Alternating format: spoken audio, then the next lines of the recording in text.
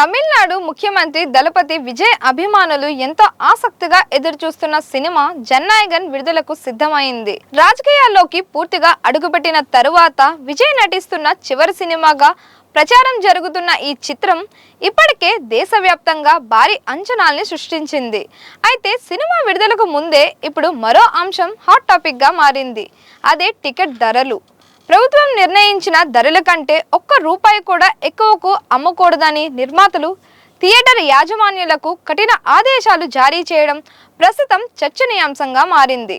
అసలు ఈ నిర్ణయం ఎందుకు తీసుకున్నారు? దీని వెనుక ఉన్న రాజకీయ కారణాలేమైనా ఉన్నాయా? సినిమా విడుదల ఎలా ఉండబోతోంది? పూర్తి వివరాలు ఇప్పుడు తెలుసుకుందాం.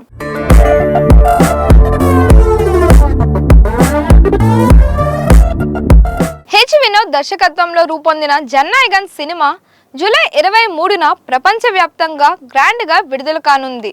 ఇది విజయ్ కెరియర్లోనే అత్యంత కీలకమైన చిత్రంగా అభిమానులు భావిస్తున్నారు. ఎందుకంటే రాజకీయాల్లోకి వెళ్లిన విజయ్ ముఖ్యమంత్రి బాధ్యతలు చేపట్టిన తరువాత ఇకపై సినిమాలకు పూర్తిగా గుడ్ బై చెప్పనున్నారని ప్రచారం జరుగుతోంది. అందుకే ఈ చిత్రంపై అభిమానుల్లో భావోద్వేగ అనుబంధం కూడా ఏర్పడింది.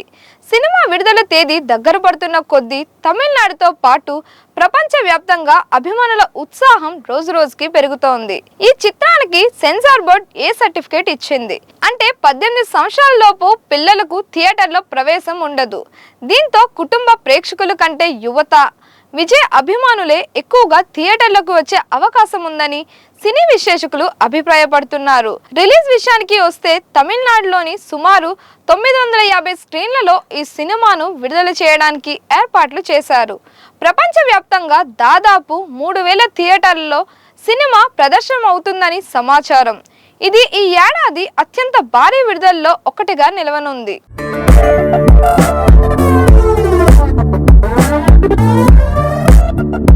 ఇప్పుడు అందరి దృష్టిని ఆకర్షిస్తున్న అంశం టికెట్ ధరలు.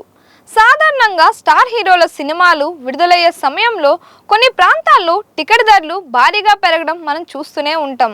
అభిమానుల డిమాండ్ను దృష్టిలో పెట్టుకొని కొంతమంది థియేటర్లు అధిక ధరలకు టికెట్లు విక్రయిస్తూ ఉంటాయి.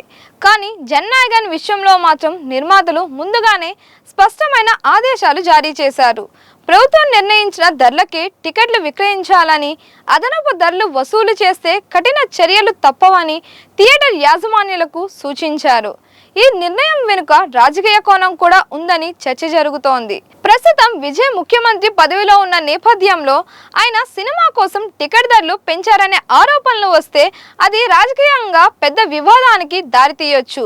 ప్రతిపక్షాలు కూడా దీన్ని పెద్ద అంశంగా తీసుకొని ప్రభుత్వాన్ని విమర్శించే అవకాశం ఉంది. ఈ పరిస్థితులు తలెత్తకుండా ముందుగానే నిర్మాతలు జాగ్రత్త చర్యలు తీసుకున్నారని సమాచారం. దీంతో అభిమానులు కూడా ప్రభుత్వం నిర్ణయించిన ధరలకే సినిమా చూసే అవకాశం లభించనుంది.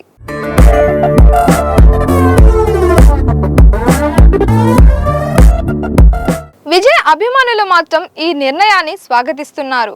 ఎందుకంటే అధిక ధరలు లేకపోతే సామాన్య అభిమానులు కూడా సులభంగా టికెట్లు కొనుగోలు చేసి సినిమాని చూసే అవకాశం ఉంటుంది.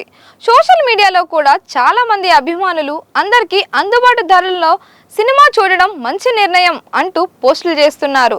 మరోవైపు కొంతమంది ట్రేడ్ విశ్లేషకులు మాత్రం భారీ డిమాండ్ ఉన్న సినిమాలకు అదనపు షోలు, ప్రత్యేక ఏర్పాట్లు అవసరమని అభిప్రాయపడుతున్నారు. బాక్స్ ఆఫీస్ పరంగా కూడా ఈ సినిమాపై భారీ అంచనాలు ఉన్నాయి.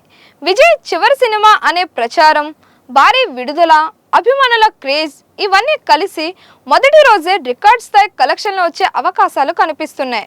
అడ్వాన్స్ బుకింగ్స్ కూడా పలు ప్రాంతాల్లో మంచి స్పందన పొందుతున్నట్లు ట్రేడ్ వర్గాలు చెబుతున్నాయి. అయితే సినిమా అసలు విజయం ప్రేక్షకుల స్పందనపైనే ఆధారపడి ఉంటుంది.